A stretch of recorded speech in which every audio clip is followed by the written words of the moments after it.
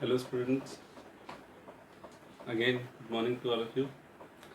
So first of all, I have discussed about the typical problems of AP arithmetic progression और उस arithmetic progressions के बारे में जब हमने पढ़ा था तो मैंने आपको कुछ प्रॉब्लम्स के बारे में डिस्कशन किया था, that is sum of n terms और n टर्म ऑफ AP, याद है ना आप सभी को। तो उसी चीज़ को ध्यान में रखते हुए मैं कुछ और टिपिकल प्रॉब्लम्स के बारे में डिस्कशन करने जा रहा हूँ, ठीक है। तो बी केयरफुल, ध्यान से देखिएगा। Okay, so first of all, what I have the question right now. How many 3-digit numbers divisible by 8? How many 3 digits number divisible by 8? And you know which one is number is asking? Of course यार 8 से divisible बोल रहा हूँ, 8 positive है। तो 8 की table से ऐसे कितने नंबर हैं 3 डिजिट्स के जो जाते हैं? ऑफ कोर्स अब स्टार्टिंग आप सोचने वाले हो ऐसे ऐसे। मैंने आपको कई बार क्वेश्चन बताया कि वर्ड्स प्रॉब्लम को कैसे कन्वर्ट करना है, कैसे एक्सप्रेशन में कन्वर्ट करना है, और question will be easy for you.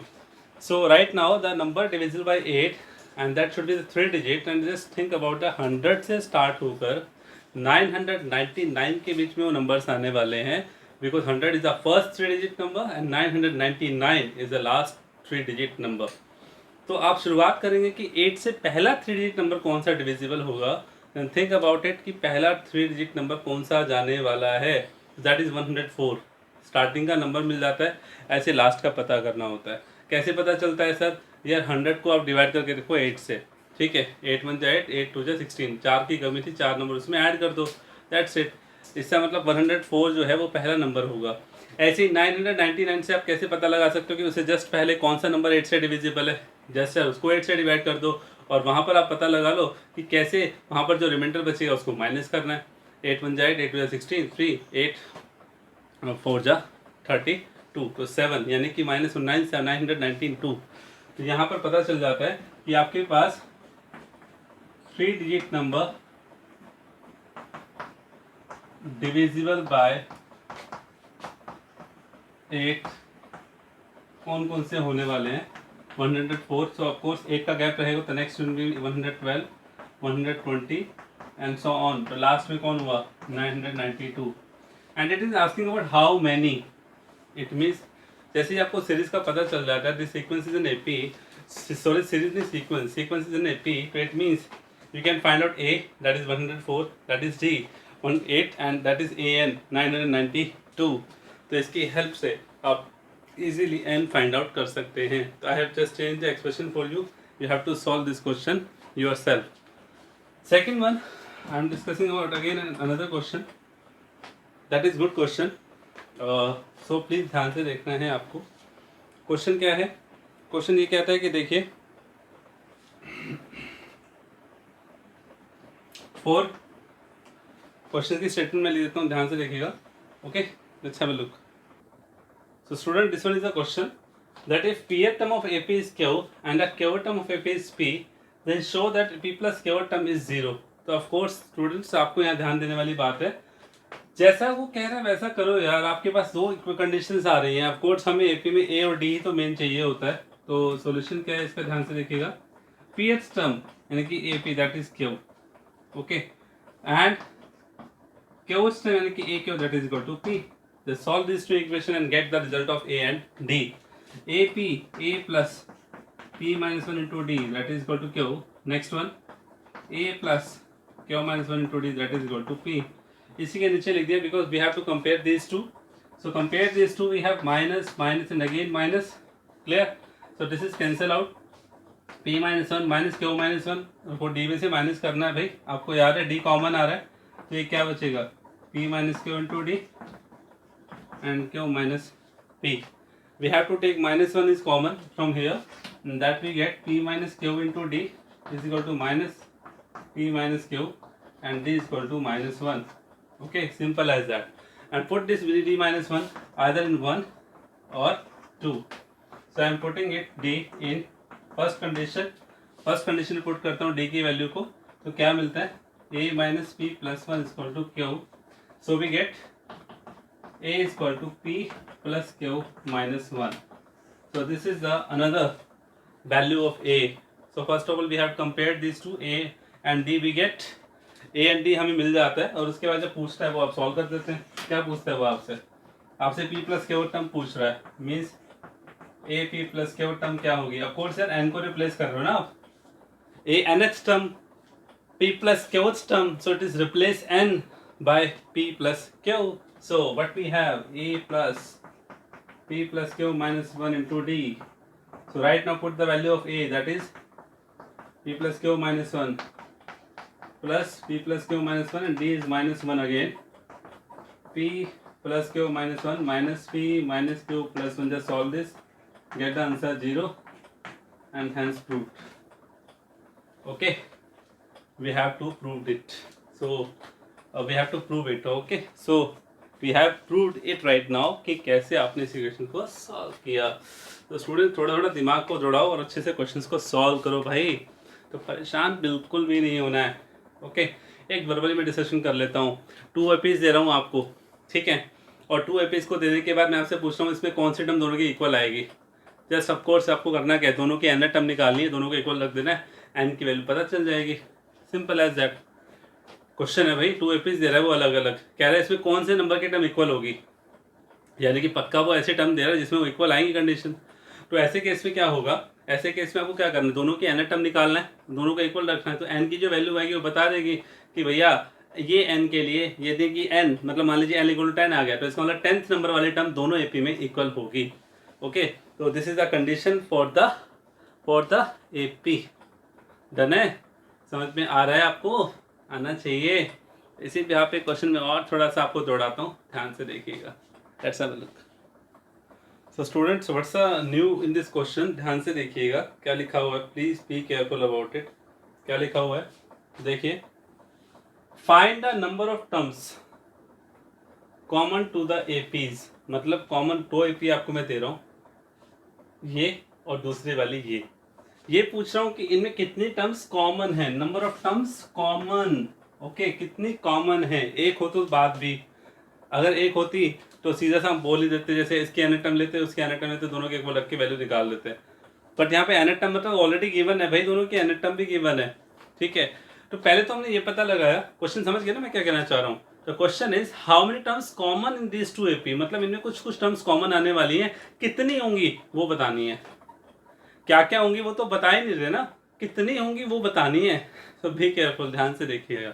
ठीक है, तो कितनी होगी जब वो बता सकते हैं तो ये भी बता सकते हैं क्या क्या होंगी. ठीक है, so what we have right now, please ध्यान देखिएगा. पहले तो हमने ये पता लगाया कि 3 से लेके 407 तक कितनी टर्म्स हैं. ठीक है, और फिर 2 से लेकर 709 तक कितनी टर्म्स हैं. Of course this is first AP, तो that we have consider nth term, इसकी nth टर्म, तो इसकी भी nth होनी चाहिए. तो यार nth टर्म हम दोनों में n नहीं ले सकते, तो उसकी mth टर्म को कंसीडर कर लीजिए. So I have considered this is the nth term of AP and 709 is the mth term of AP am.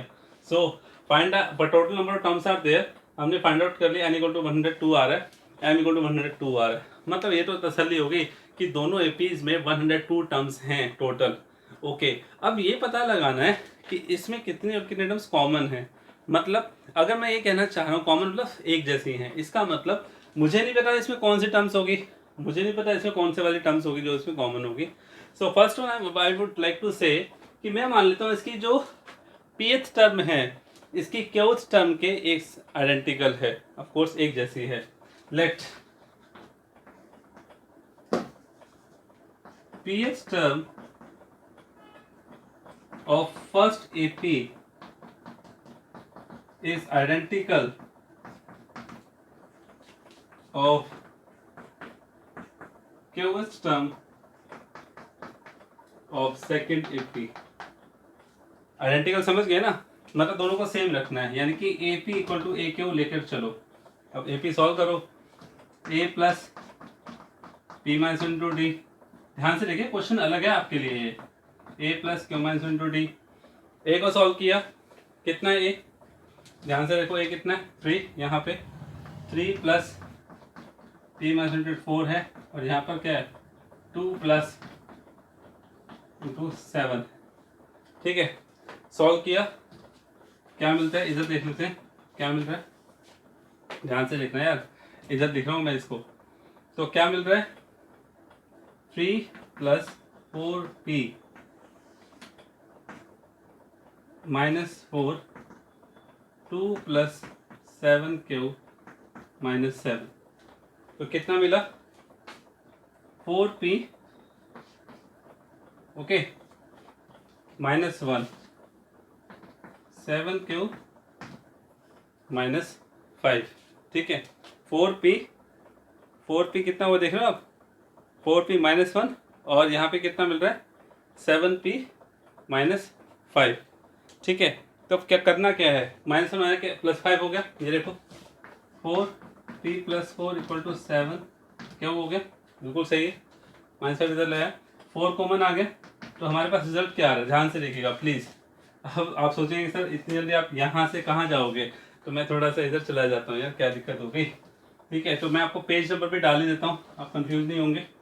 तो this one is our first page, और ये हम जा रहे थे सेकंड पेज था, ये मेरा थर्ड पेज है, और अब मैं जा रहा हूँ फोर्थ पेज की तरफ, ठीक है। अब मेरा फोर्थ पेज क्या कहता है, ध्यान से देखो,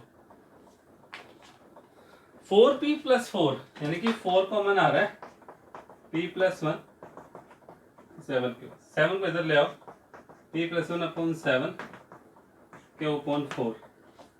मैं आपको ये बताना चाह रहा हूँ कि मैंने यहाँ पे कंडीशन देखी कि मुझे ना तो P एग्जैक्ट मिला ना Q, इनके बीच में एक रिलेशन मिलने वाला है, इस रिलेशन का हम यूज करने वाले हैं। देखिए P प्लस 1 और Q प्लस 1 इनके अपॉन 7 और Q अपॉन 4 रेशो में कन्वर्ट क्यों किया, P केयरफुल, इसको जस्ट मान लीजिए K के इक्वल से, उससे क्या होगा सर, देखिए क्या होगा, page number 5,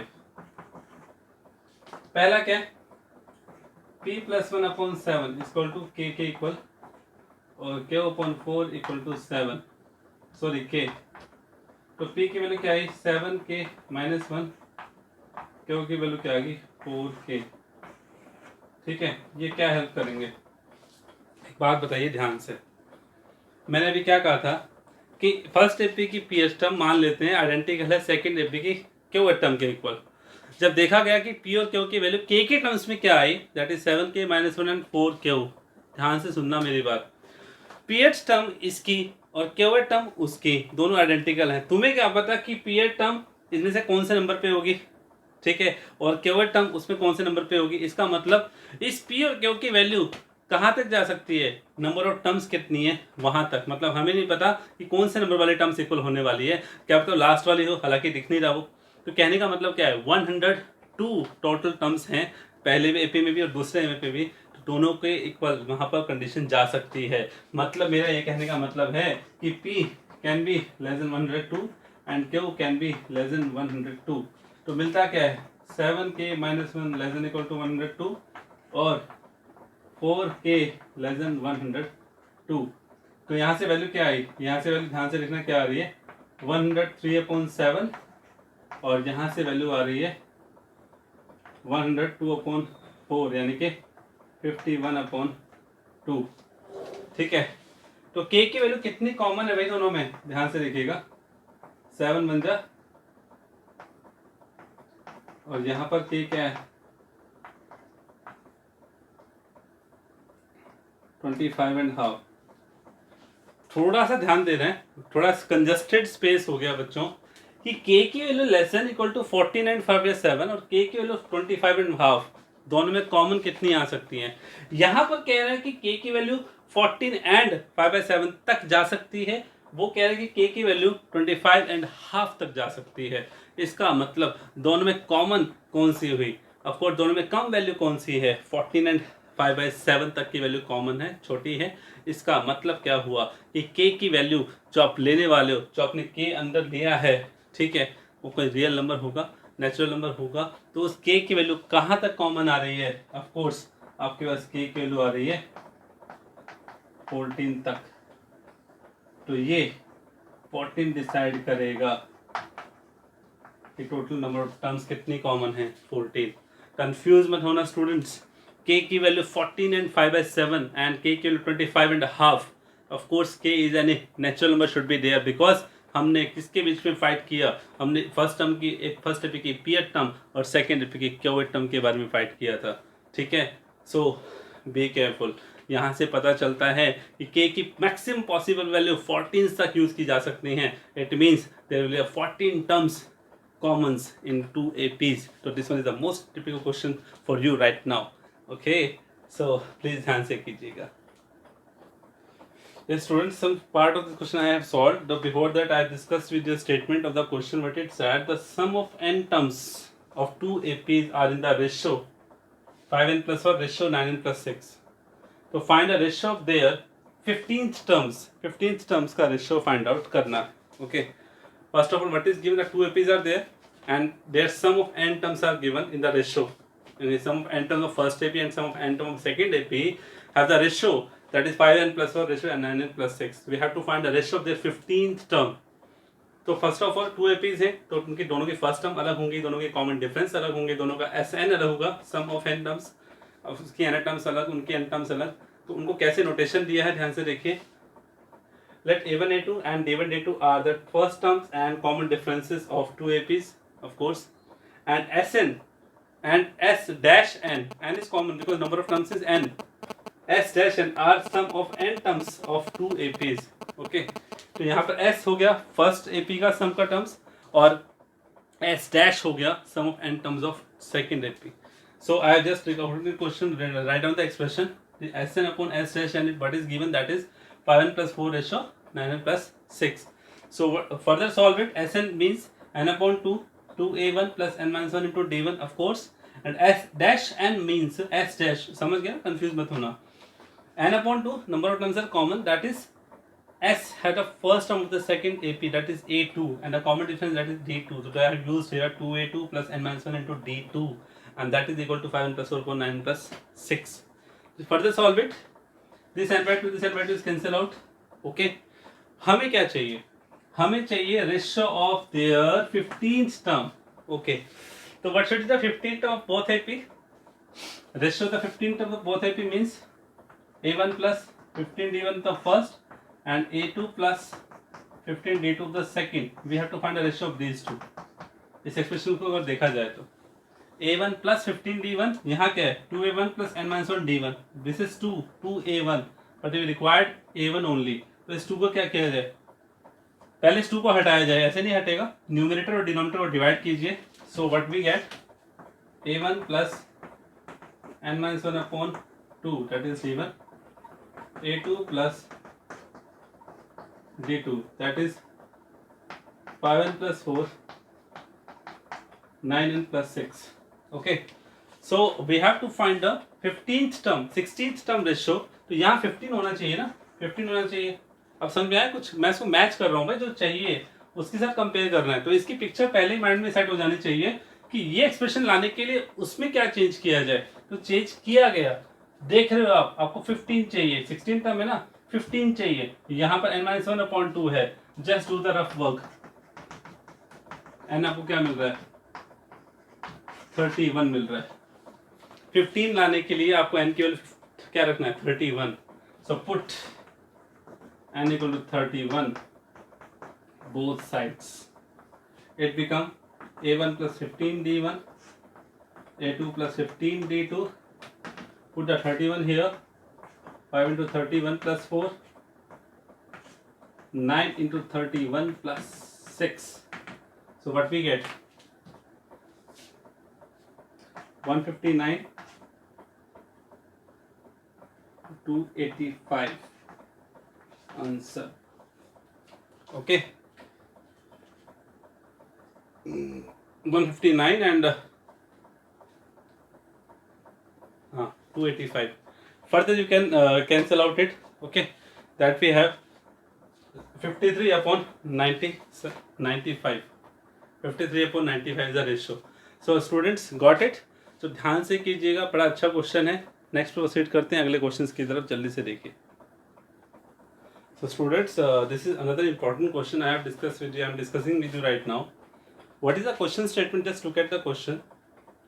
150 workers were engaged to finish a job in certain number of days. मतलब कुछ काम दिया गया उनको, तो 150 वर्कर्स उस काम को कुछ सर्टेन नंबर ऑफ डेज में कंप्लीट करने वाले थे.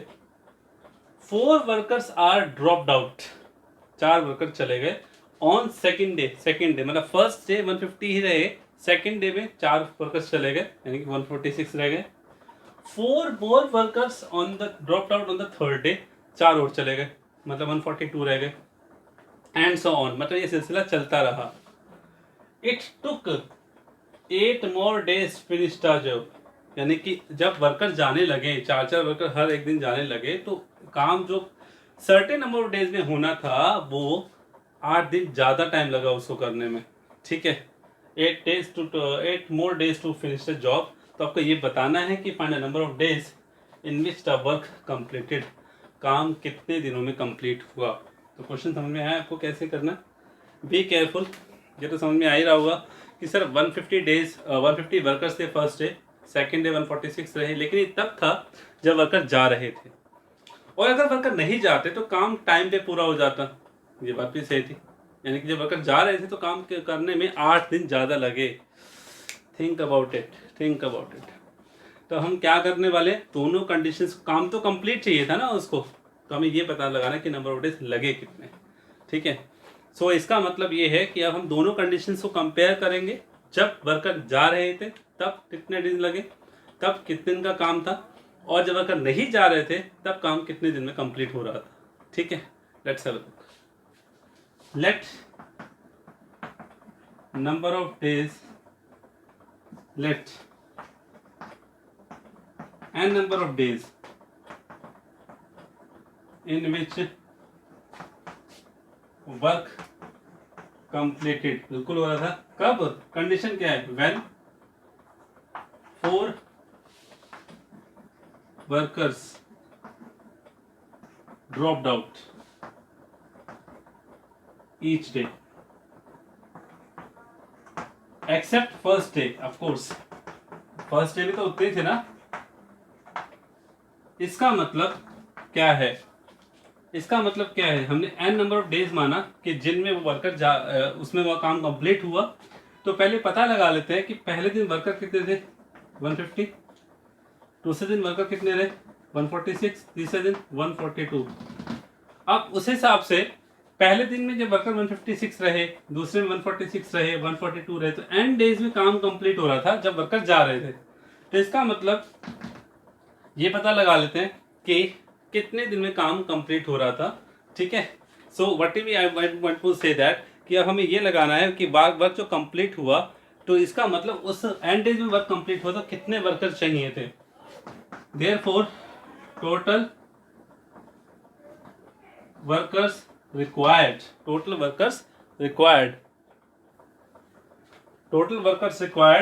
इन n days is equal to, means SN आपको फाइंड आउट करना है, n/2 पता लगा लेंगे। A कितना है, ऑफ कोर्स 150 है, B कितना है -n/2 2A प्लस 2A समझ रहे हो ना, 150 n-1 इंटू D कितना है -4।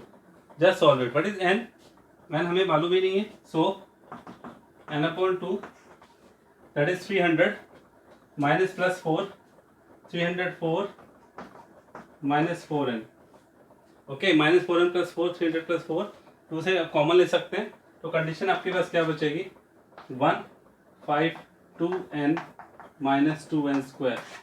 तो ये पहली कंडीशन आ गई 152n minus n square, clear.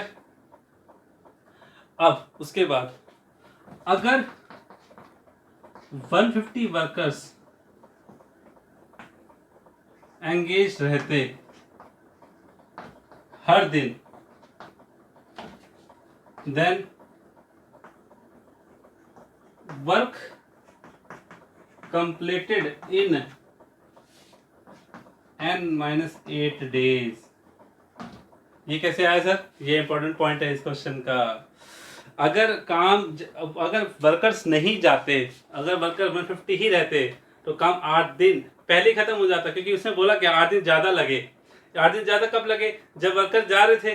Worker नहीं जाते तो कितना 8 दिन कम लगते, यानी कि जो वर्कर जा रहे थे तो काम n डेज में कंप्लीट हो रहा था। वर्कर नहीं जाते तो 8 दिन कम लगाते n-8 डेज, तो समझ रहे हो ना मेरी बात को। तो यहाँ पर n-8 का कॉन्सेप्ट यूज हो गया। इसका मतलब n-8 डेज में कितने वर्कर चाहिए थे। मैं स्टेटमेंट को यहाँ पे रफ कर देता हूँ, ठीक है। देखिए, ये आपका फर्स्ट केस था जब वर्कर जा रहे थे। सेकंड केस का क्या था, जब वर्कर हर दिन वर्कर 150 रहते तो काम कितने दिन में कंप्लीट होता है, n-8 डेज में। तो उसके अकॉर्डिंग कितने वर्कर चाहिए थे, of course n-150 into n-8। तो यानी कि काम कंप्लीट होना चाहिए ना। तो काम कंप्लीट हो रहा था जब वर्कर जा रहे थे, इतने इतने वर्कर चाहिए थे।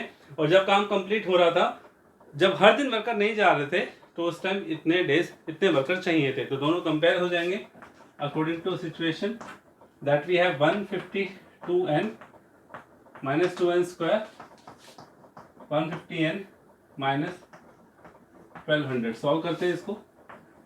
2n square minus 2n plus 1200 n square minus n,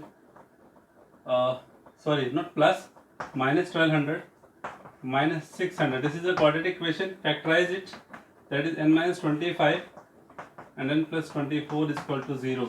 So I get n equal to 25 and n equal to minus 24। तो minus 24 नंबर ऑफ डेज हो नहीं सकते, तो हुए कौन से 25। तो यानी कि 25 यहाँ पर क्या हो गया, n equal to 25 पता लग गया कि ये वर्क कंप्लीट हुआ 25 डेज के अंदर। क्लियर है स्टूडेंट्स। तो बी केयरफुल, ध्यान से करना यार, अच्छा क्वेश्चन था, ठीक है प्लीज। तो इस तरह के कुछ टिपिकल प्रॉब्लम्स में और डिस्कस करने वाले हैं। एपी अभी खत्म नहीं हुआ मेरी तरफ से। तो this is a typical problem part 2। We will discuss further the typical problems on AP part 3। So just stay with us. Good bye.